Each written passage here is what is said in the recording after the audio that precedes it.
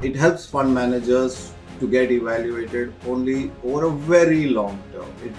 They don't have to bother about NAVs every month, every quarter. But as the famous saying goes, in the long term, we are all dead. None of the professional people, for them SIPs is a non-issue.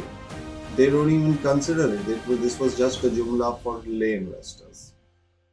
SIPs and long-term investing are great for fund managers of mutual funds. Why? Because if they go the whole hog, buy momentum stocks, buy stocks on the cheap, they know that in case markets fall a few months down the road, they are assured of a steady stream of inflows and they can buy more of the same stocks and average it out.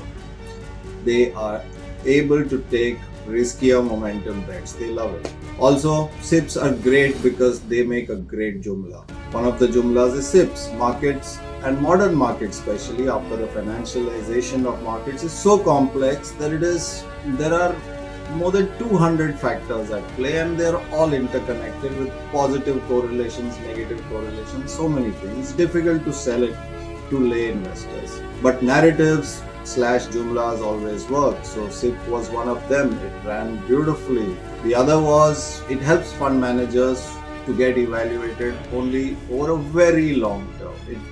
They don't have to bother about NAVs every month, every quarter. But as the famous saying goes, in the long term, we are all dead. But what also happens is so many things change, so many positive things can happen, and over the long term, they could even get some things right. And even if they went wrong with SIPs, with a lot of their investment calls, over the long term, they get an option to correct it. So fund managers love SIPs. Doesn't mean that they are great, and none of the professional people, for them SIPs is a non-issue. They don't even consider it. This was just a jumla for lay investors.